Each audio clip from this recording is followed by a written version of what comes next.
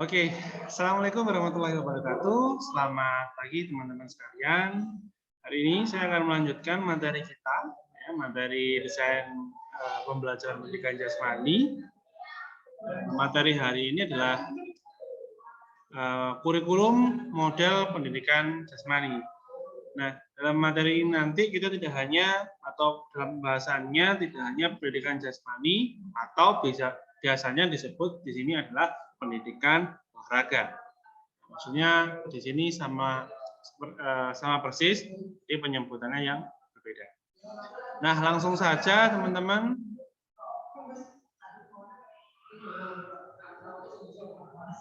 Saya akan share screen. Oke. Saya perbesar dulu.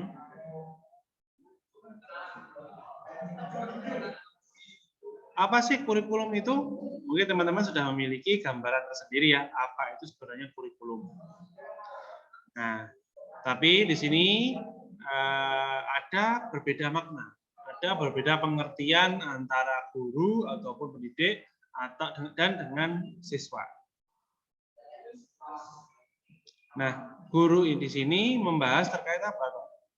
Guru ini membahas atau guru di sini mengartikan kurikulum itu adalah seluruh bidang studi yang ditawarkan kepada peserta didik atau diidentifikasi sebagai bidang studi. Nah, maksudnya seperti apa?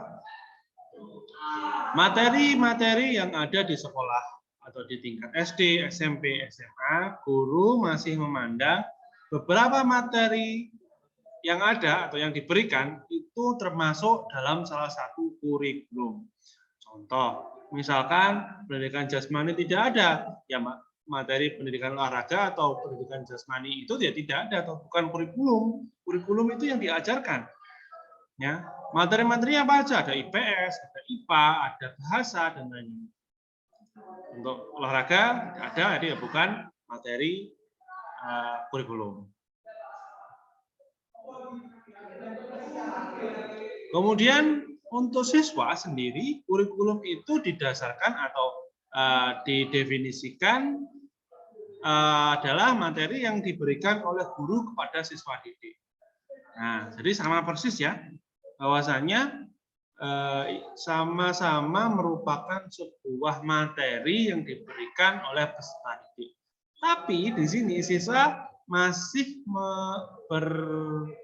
berpandangan bahwa kurikulum ini adalah materi-materi yang diberikan di IPS, di bahasa, di olahraga, itu juga termasuk kurikulum. Salah, Pak? Tidak. Karena di materi-materi tersebut tidak hanya membahas terkait permasalahan yang ada pada pertemuan tersebut.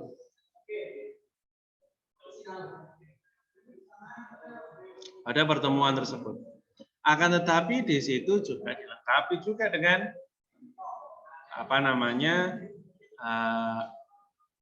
nilai-nilai luhur yang ada di kehidupan sehari-hari. Contoh pendidikan jasmani.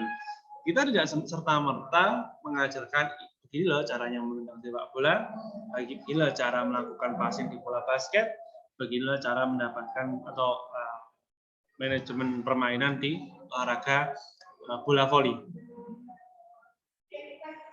Akan tetapi di Penjas atau di pendidikan olahraga kita coba menanamkan bagaimana sih sikap tanggung jawab, sifat sportivitas, sikap bertoleransi, sikap berkehidupan sosial dan lain-lain. Next.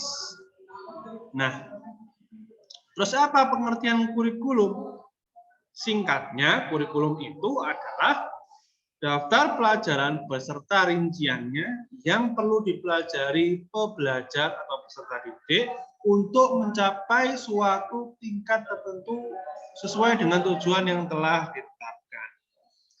Bahwasanya kompetensi atau kurikulum itu merupakan materi-materi yang disajikan di dalam suatu bangku sekolah, entah itu di tingkat SD sampai SMA, karena dalam suatu pendidikan harus didasarkan pada peserta didiknya atau karakteristik peserta didiknya, dan materi itu sudah dirinci untuk kedepannya sesuai dengan tujuan yang telah diterapkan pada masing-masing prodi, masing-masing mata kuliah, mata pelajaran. Kita mengenal ada MGMP atau musyawarah guru mata pelajaran. Kalau dulu zaman saya seperti itu. Kalau sekarang mungkin atau perkumpulan atau asosiasi dan lain-lainnya yang membahas terkait suatu materi dalam pembelajaran peserta didik. Ada olahraga, ada bahasa, ada sains, ada ilmu lainnya. Di sini ada MGMP-nya sendiri, ada perkumpulannya sendiri. Membahas apa? Ya membahas materi, membahas rincian pembelajaran, tujuan, dan lain-lain. Nah, selanjutnya dalam kurikulum ini bisa dipandang dari sudut mikro sama makro.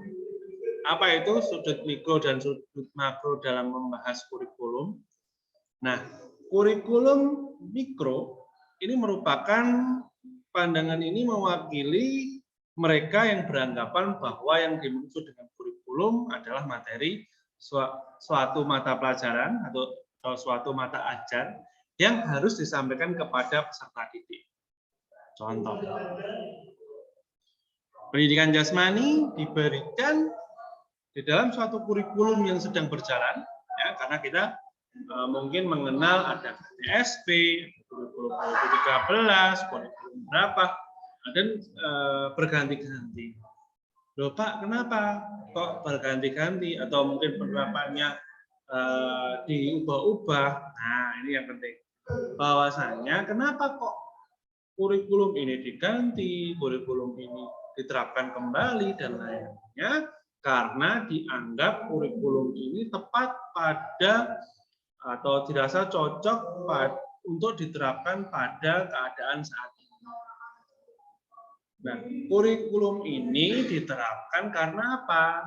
Karena adanya keinginan atau tujuan dan adanya kalau menyebut saya adalah pasar atau keadaan realnya atau semestinya. Tujuan kamu apa? Tujuan saya adalah ingin meningkatkan meningkatkan kesehatan atau meningkatkan kebugaran bagi peserta didik. Nah, tepat nih saat ini materinya ada atau saat ini sedang ada COVID-19 atau pandemi. Gimana sih agar peserta didik ini bisa melakukan tindakan preventif dalam kehidupan sehari-hari. Nah, pendidikan jasmani atau kurikulum pada suatu pelajaran ini adalah pendidikan jasmani adalah menanamkan kehidupan sehat atau menanamkan bagaimana hidup aktif pada masa pandemi atau hidup aktif. Ini dirasa sangat cocok sesuai dengan keadaan yang sekarang. Maka dirasa harus diambil kurikulum ini dan diterapkan ke dalam suatu peserta didik. Nah, kemudian nanti akan dibahas tersendiri apa saja yang termasuk dalam meningkatkan aktivitas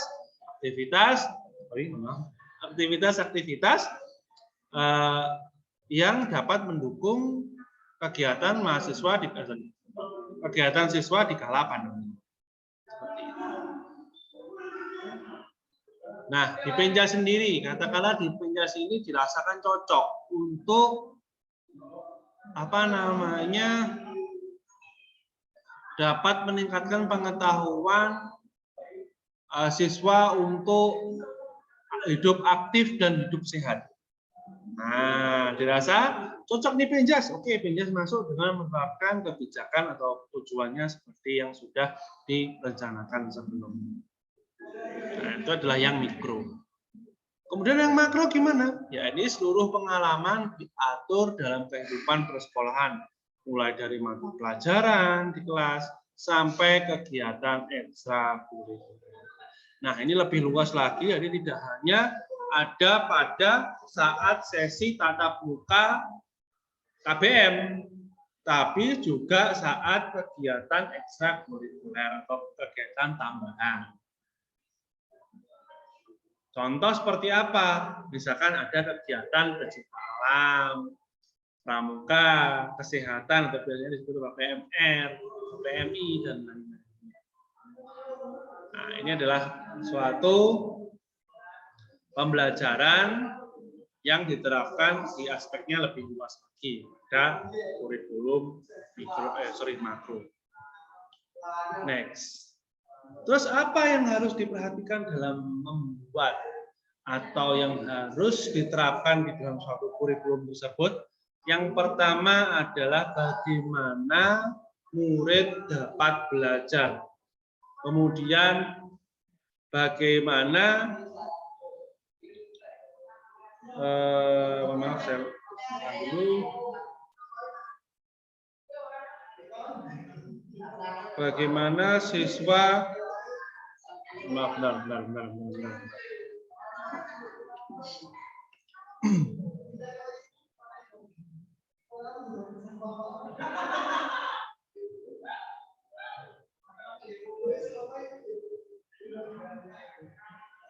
Nah, bagaimana siswa mendapatkan pembelajaran tersebut?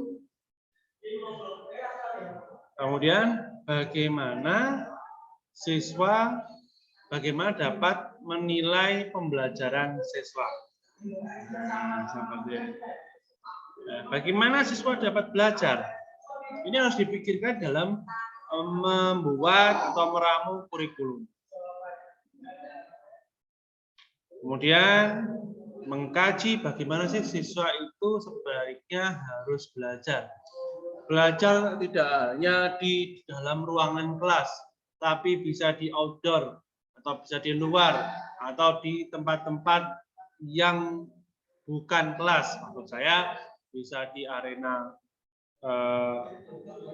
hall, atau di area atau belajar di tempat-tempat tertentu. Acquire the learning, atau bagaimana siswa dapat belajar. Bagaimana siswa dapat belajar? Ini terkait adalah sarana-prasarananya. Apakah sarana-sarana seperti medianya, kayak laptop, kayak gadgetnya, ini bisa digunakan untuk melakukan pembelajaran atau melakukan capaian pembelajarannya. Bagaimana tenaga didik kita? Apakah bisa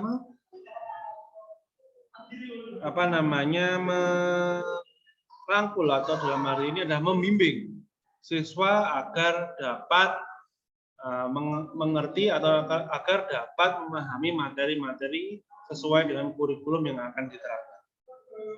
Dan yang terakhir, bagaimana menilai hasil belajar siswa. Nah, ini adalah capaian yang harus atau wajib diberikan atau dikembangkan oleh pengembang kurikulum tersebut. Sudah memberikan kebijakan ini, tapi tidak bisa menilai, maka dari itu kebijakannya juga tidak bisa diterapkan. Karena bagaimana kita dapat mengetahui bahwa kebijakan ini akan berhasil? Contoh, bagaimana pendidikan jasmani diterapkan agar kebugaran siswa kita dapat baik, tapi tidak mengerti bagaimana penilaiannya atau bagaimana penerapan TKJI untuk mengukur kebugarannya tersebut. Nah, ini yang menjadi sebuah acuan atau dimensi ini dalam penyusunan kurikulum. Sifat dan bentuk kurikulum. Kurikulum tradisional ada kurikulum fungsional, tersembunyi atau hidden kurikulum, ada perencanaan kurikulum dan penerimaan kurikulum, kemudian ada kurikulum yang bersifat formal dan informal. Nah, kita akan bahas satu persatu. Kurikulum tradisional adalah kurikulum merupakan suatu mata pelajaran yang berdiri sendiri. Contohnya apa, Pak? Contohnya adalah saya kaji lagi pada pendidikan jasmani. Nah, kita pada saat SD, SMP, kita mengenal mata kuliah itu ya olahraga, IPS, IPA, geografi, geografi ya, mungkin biologi dan lain-lain. IPA maksudnya. Nah, akan tetapi kalau saat ini mungkin ada materi terkait keprofesian. Nah, apa ada? IPS, IPA, bahasa Inggris atau bahasa atau pendidikan jasmani yang membahas seperti itu. Atau apa namanya, kalau teman-teman di dunia kuliah ada ke-PGRI-an. Nah, Anda sudah dapat ke-PGRI-an, pasti ke-PGRI-an, ya, tidak perlu saya berikan informasi lebih lanjut ke-PGRI-an itu apa, karena teman-teman sudah mendapatkan. Kalau misalkan dikaji lagi, apa ada materi ke-PGRI-an itu di materi-materi yang lainnya. Nah, untuk yang tradisional ini sifatnya masih lampau, tidak ada pengembangannya. Yo IPS itu membahas negara, membahas wilayah suatu daerah, membahas bahasa daerah dan lain-lain. Seperti itu. Kurikulum fungsional, yaitu pemanfaatan jumlah waktu belajar yang tersedia untuk mengerjakan tugas yang diberikan oleh guru. Nah, ini adalah menerapkan sistem waktu pada materi yang diberikan. Anda masih ingat kalau dulu nulis jadwal di SD, SMP, SMA itu jam 1, jam 2, penjas, olahraga, matematika. Ini 1 jam itu katakanlah 35 menit. Kalau 2 ya berapa menit itu? 1 jam 10 menit, katakanlah seperti itu. Jadi dalam memberikan materi pelajaran itu masih harus diberikan tenggat waktu agar sesuai atau dapat mencapai tujuan yang diterapkan pada sub materi tersebut. Bisa tidak bisa 1 jam 10 menit itu harus selesai materinya.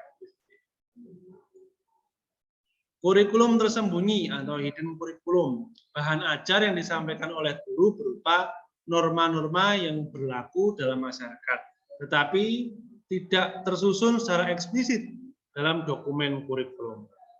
Contoh, pada pendidikan jasmani, apakah ada subbab sportivitas dalam pendidikan jasmani?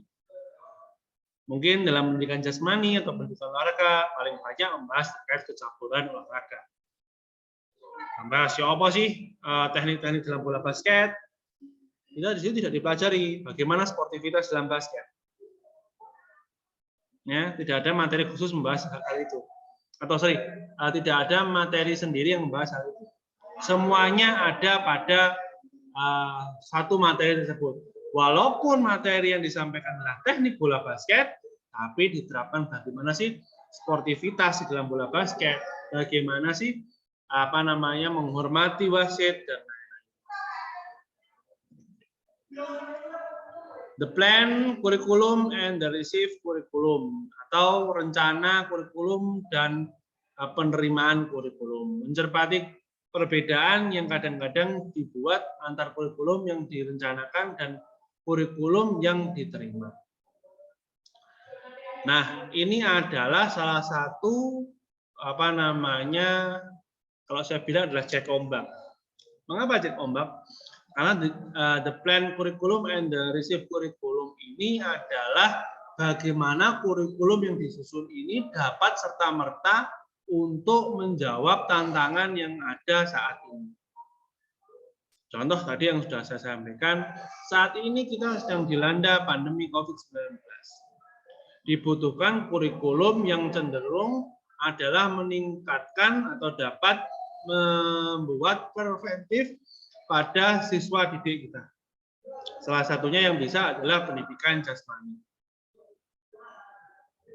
Nah, ketika kurikulum itu dirancang, kemudian bagaimana penerimaannya, bagaimana siswa dalam mencermati kurikulum tersebut, apakah merasa kesusahan, maaf saya sambil baca sudah, kesusahan atau siswa dapat menerapkan itu dengan mudah.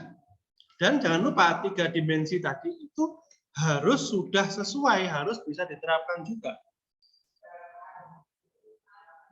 3 dimensi itu apa, Pak? Saya lupa. Nah, 3 dimensi itu yang tadi.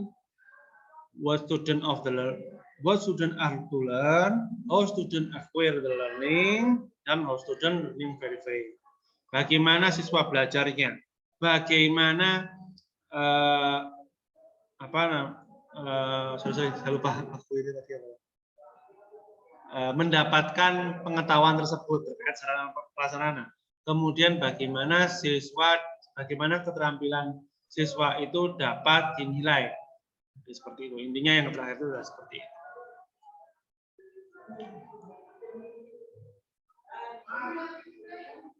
Yang terakhir, the formal curriculum and the informal curriculum. Nah, teman-teman, saat ini teori kelas mungkin tidak hanya diajarkan di dalam ruangan kelas, ya.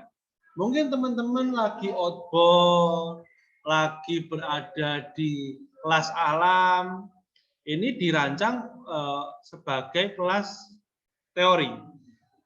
Nah, teman-teman saat ini mungkin kalau ada kelas alam atau biasanya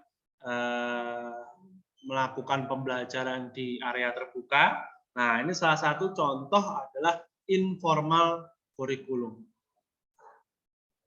Formal kurikulum ya berada di sekolah, ada guru menjelaskan sarana mendukung untuk melakukan pembelajaran. Nah, itu formalnya. Tapi informal, apakah informal itu seperti kita berada atau melakukan pembelajaran itu di area luas atau area terbuka. Contoh, ada seorang guru yang membahas suatu materi itu di laboratorium, katakanlah seperti itu, atau di taman terbuka. Nah, tujuannya apa? Tujuannya adalah untuk membuat siswa ini dapat rileks, agar materi yang disampaikan ini dapat terserap oleh siswa tersebut. Nah, kurikulum saat ini atau kurikulum abad ke-21 ini, siswa harus dapat menerapkan 4 unsur kompetensi. Yang pertama, critical thinking, creative thinking, kolaborasi thinking, dan komunikasi skill. Nah, ini sudah saya sampaikan pada beberapa waktu lalu, bahwa 4 ini syarat mutlak yang harus dikuasai pada siswa didik saat ini dalam kurikulum abad ke-21. Nah, di pendidikan jasmani, kurikulum itu ada 3. Yang pertama, dimensi pribadi, aktivitas jasmani dan olahraga. Aktivitas jasmani dan olahraga di sekolah dan masyarakat lokal, dan aktivitas jasmani dan olahraga pada masyarakat yang lebih luas. Maksudnya apa? Bahwa aktivitas jasmani itu harus diterapkan pada diri sendiri, pada teman sekeliling, dan aktivitas jasmani dan olahraga itu disampaikan pada orang yang luas. Kita dapat memahami di materi pendidikan jasmani itu bagaimana sih pola hidup sehat, bagaimana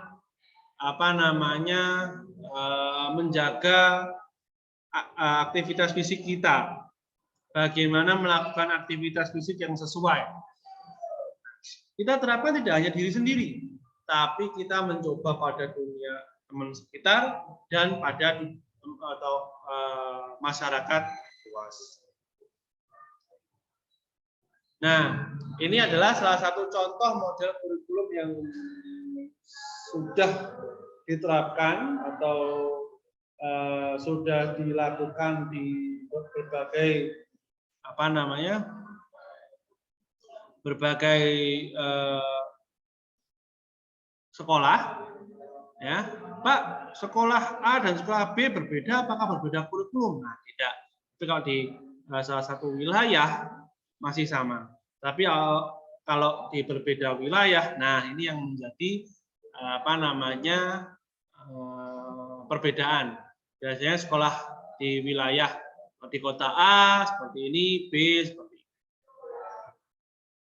Apa sih Pak yang membedakan? Yang membedakan di sini adalah tujuan atau penerapan kepada peserta didiknya. Misalkan pada lingkup sekolah dasar, materi apa saja yang diberikan? Adalah ini. Nah, goalnya apa? Tujuannya apa? Nah, tujuan ini bisa beraneka macam. Karena di situ diterapkan tidak hanya individu, tapi secara bersama antar MGMP yang sudah saya berikan tadi. Nah, di sini ada beberapa pendapat, bisa teman-teman baca semua, bahwasanya banyak sekali model kurikulum yang pernah diterapkan pada negara Indonesia atau pada luar negeri. Next. Nah, model dalam pendidikan olahraga atau pendidikan jasmani. Yang pertama, olahraga adalah bentuk lanjut dari permainan. Olahraga merupakan bagian penting dari kebudayaan. Peserta didik harus berolahraga lewat pendidikan jasmani karena asumsi kedua. Nah, yang kedua yang sebelumnya. Dan keikutsertaan peserta didik dalam olahraga harus sesuai dengan perkembangannya. Saya akan jelaskan satu persatu. Olahraga dalam bentuk lanjutan dari bermain. Aktivitas-aktivitas yang ada di olahraga kita artikan di sini adalah sebuah permainan atau sifatnya fun, sifatnya bersenang-senang. Kenapa bersenang-senang kok ada tanda petiknya? Karena bersenang-senang ini sesuai atau dalam melakukan aktivitasnya tetap dipandu atau sesuai dengan peraturan yang berlaku. Misalkan permainan sepak bola. Dalam melakukan permainan, ya kita bermain sesuai dengan peraturan yang berlaku. Tidak boleh memakai tangan kecuali kiper. Ya laksanakan itu. Jangan sampai main sepak bola tapi tetap menggunakan tangan kecuali kiper ya. Nah, ini tidak sesuai karena di olahraga ini adalah main atau bermain. Apalagi di lingkup sekolah dasar. Materi yang diberikan harus bersifat bermain atau permainan dalam menerapkan materi-materi yang disampaikan oleh guru. Oke, olahraga merupakan bagian penting dari kebudayaan. Nah, olahraga ini adalah salah satu materi pendidikan jasmani ini merupakan salah satu media yang dapat digunakan sebagai promosi kebudayaan. Contohnya apa? Menerapkan berbagai permainan tradisional. Contoh Pak Abian. Pak Abian atau Dokter Abian menerapkan permainan keronjang. Nah, permainan keronjang ini adalah salah satu juga permainan tradisional atau permainan baru yang diaplikasikan dari permainan tradisional yang sebelumnya sudah ada. Nah, ini adalah ajang menyampaikan ini loh, ada materi ini. Ada materi permainan tradisional loh. Kita punya permainan tradisional ini loh. Di Kediri contohnya. Atau di daerah teman-teman sekalian, Agung, Galek, coba cari materi permainan tradisional. Nah, permainan tradisional itulah yang nanti dapat diajarkan kepada teman-teman atau kepada peserta didik. Oh, ternyata setelah mengajarkan anak didik dapat mengerti, oh ternyata di negara ini, di kotaku ini ada permainan ini yang asli merupakan permainan wilayah. Nah, jadi seperti itu. Jadi olahraga adalah atau pendidikan jasmani merupakan sarana promosi atau apa namanya pengingat kebudayaan permainan yang ada di daerah sekitar. Ketiga, peserta didik harus berolahraga lewat pendidikan jasmani karena asumsi yang kedua. Maksudnya apa? Bahwasanya peserta didik wajib hukumnya untuk melakukan aktivitas di luar sekolah atau aktivitas di luar belajar mengajar. Di luar pembelajaran, luar pembelajaran. Jadi siswa tidak boleh dibebankan, "Woi, kamu harus belajar, kamu harus duduk mendengarkan guru belajar menulis." Nah, seperti itu, tidak boleh seperti itu. Jadi perlu ada pendampingnya atau penyeimbangnya. Nah, maka dibutuhkan suatu materi atau pembelajaran pada pendidikan jasmani. Untuk apa? Ya untuk menyeimbangkan tadi ada materi-materi yang belajar, maksudnya belajar di sini dalam artian teori di dalam kelas, kemudian ada sifatnya siswa ini untuk rekreasi atau bersenang-senang di permainan atau di materi olahraga. Loh Pak, berarti materi olahraga itu bersenang-senang, yang artinya di sini adalah suka-suka atau sakarpe. Kalau Jawa seperti itu, sakarpe. Nah, bukan berarti seperti itu. Olahraga ini memang aktivitasnya adalah bermain. Tapi seperti yang saya sudah sampaikan tadi, bermain dalam aturan. Bukan mengaturi permainan atau memainkan peraturan yang telah ada. Tapi kita bermain, kita melakukan kegiatan tersebut sesuai dengan peraturan yang sudah ditetapkan. Oke, next, terakhir. Keikutsertaan peserta didik dalam olahraga harus sesuai dengan perkembangannya. Nah, dalam memberikan materi, dalam memberikan mata pelajaran harus sesuai dengan tingkatan umur pada siswa didik kita. Siswa SD diberikan materi yang untuk siswa SD, tujuan diberikan materi untuk siswa SD. Jangan sebaliknya, materi yang ditujukan untuk siswa didik SMA diberikan di SD atau SMP. Seperti ini. Nah, ini dapat diterapkan contoh model kurikulum pendidikan jasmani. Misalkan teman-teman sudah memberikan materinya adalah fitness atau dalam hal ini adalah kebugaran. Ya. Kemudian materi pendampingnya dalam fitness tersebut atau materi yang sudah dicantumkan dapat diterapkan juga sport education yang bisa teman-teman baca. Anda pilih satu persatu dalam sebagai materi pendamping dalam pendidikan jasmani yang Anda terapkan. Kemudian ajang rekreasinya apa? Atau ajang bersenang-senangnya apa? Bisa melakukan aktivitas-aktivitas pada yang tabel tengah ini. Nah, kemudian bagaimana kebugarannya dapat diraih? Ya dengan jalan melakukan weight training aerobik, dance, atau aerobic exercise. Contoh-contohnya adalah model-model seperti itu untuk menunjang kebugarannya. Nah, silakan teman-teman melakukan presensi, bisa scan link ini, scan barcode ini untuk bisa melakukan presensi. Terima kasih. Nah, yang terakhir, bagaimana sih sebenarnya kurikulum abad ke-21 ini pada olahraga? Yang pertama, program pendidikan jasmani perlu menyenangkan sehingga menjadi efektif. Sesuatu yang menyenangkan ini bukan berarti seenak-enaknya atau dibuat tidak sesuai dengan aturan. Tapi dengan menyenangkan ini akan mempermudah siswa memahami materi yang diberikan oleh guru tersebut. Jadi sebenarnya tidak ada materi yang disajikan dalam keadaan tegang. Nah, salah satu contohnya adalah seperti itu. Next, kurikulum harus ketat.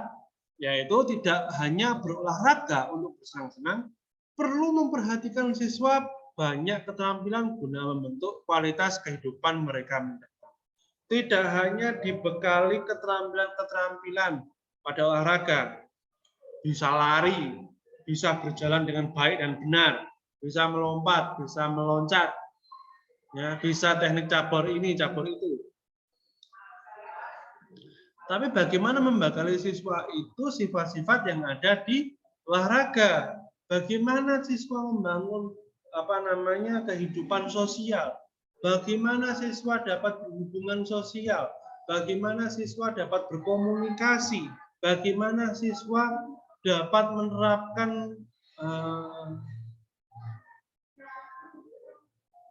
menerapkan kayak tanggung jawab, sportivitas, fair play, dan lain-lainnya.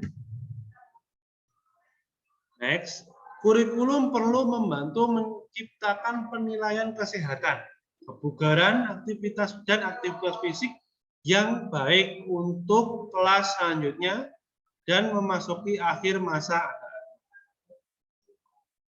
Nah, dalam membuat suatu materi atau dalam suatu kurikulum, tidak hanya siswa itu mendapatkan nilai sekian dalam unjuk kerja melakukan keterampilan olahraga yang dikuasainya. Tapi nilai itu juga harus ditambahkan tidak hanya keterampilan. Bagaimana kesehatannya dapat meningkat dengan melakukan materi pelajaran olahraga. Bagaimana kebugaran dia dapat terjaga. Bagaimana menurunkan angka sakit pada siswa didik kita. Nah, ini yang masih belum banyak yang harus dikuasai pada tenaga didik kita. Kita hanya saklek pada siswa itu harus paham materi ini, harus bisa menjalankan materi ini. Nah, seperti itu. Nah, inilah yang harus dikuasai dalam kurikulum abad ke-21 dalam olahraga. Nah, mungkin sampai sini saja pertemuan kita. Untuk pertemuan ini adalah pertemuan terakhir. Pertemuan depan kita akan UAS. Silakan teman-teman untuk mempersiapkan UAS minggu depan. UAS-nya nanti akan saya sampaikan di PJM dan dapat disebarkan ke teman-teman sekalian. Kurang lebihnya sekian. Assalamualaikum warahmatullahi wabarakatuh. Selamat siang. Salam sehat selalu untuk Anda dan keluarga Anda. Terima kasih.